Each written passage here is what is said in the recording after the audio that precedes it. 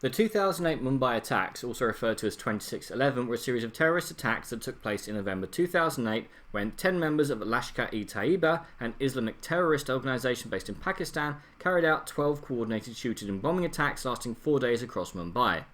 The attacks, which drew widespread global condemnation, began on Wednesday 26 November and lasted until Saturday 29 November 2008.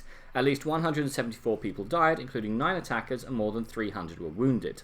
8 of the attacks occurred in South Mumbai at Chhatrapati Shivaji Terminus, Mumbai Chabad House, the Oberoi Trident, the Taj Palace and Tower, the Leopold Caf, Karma Hospital, the Namian House, the Metro Cinema, and in a lane behind the Times of India building and St Xavier's College. The Taj Mahal Palace Hotel was specifically chosen by Lashkar-e-Taiba, a terror group who attacked multiple targets, for an attack so that it will be striking a blow against a symbol of Indian wealth and progress. The hotel was attacked on 26 November 2008, during which material damage occurred, including the destruction of the hotel's roof in the hours following. Hostages were taken during the attacks and at least 167 people were killed, including many foreigners. The casualties were mostly Indian citizens, although Westerners carrying foreign passports were singled out. Hotel Mumbai is a dramatic recreation of these events, with the focus mainly on the attacks that happened on the Taj Mahal Palace, known locally as the Taj Mahal Hotel, or the Taj Palace, or simply the Taj. No flashbacks, no scenes showing the mastermind behind the attacks, just the attacks. In a way, I was reminded of the migraine maestro himself, Paul Greengrass's masterpiece of the 9/11 attacks, United 9/3. That's the one without Matt Damon. There, as well, we had the gritty camera work, the complete lack of John McClane-style heroics, as such actions will instantly get you and everyone around you killed.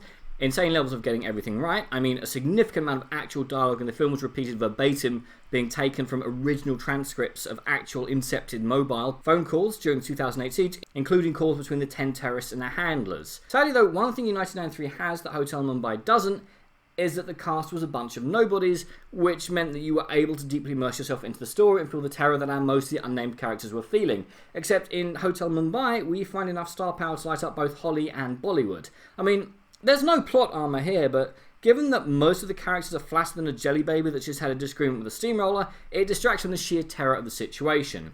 Now, that's not to say that there aren't scenes in here that aren't terrifying. There are scenes showing people trying to hide from the terrorists, desperately trying to keep a screaming baby quiet whilst the man with the gun is but a few millimeters away, but not all of our characters are flatter than some tracing paper that had a run-in with Godzilla. We find our film's centre in Dev Patel's Arjun, a devoted family man who works in shoes that are too small and giving himself countless blisters in the process because he has no other choice. And Patel gifts him with effortless likability, but again, maybe that's because he's the only person who gets any real development. I mean, what was the point of casting Jason Isaacs as a misogynistic Russian? Comic relief? Ham-fisted arc? Or did Dolph Lundgren just not get back to you in time? Look, I don't want to take away from Hotel Mumbai. I get why these characters are thin. In life and death situations, you aren't going to be telling complete strangers your life story, are you? I liked how the terrorists went from joking kids to merciless characters in the blink of an eye. I loved the complete lack of flashbacks and the fact that the violence isn't glamorised or dramatised. Instead, it's just shown as horrific. I love the way that the terrified survivors are always on the verge of turning on each other, or how we see the police desperately trying to get a hand on the situation. All I would ask to make this film better would be to remove the stars. The stories contained within are strong enough on their own and develop its characters a little bit more. Aside from that, I definitely think that you should drop everything and see it now. But what did you guys think?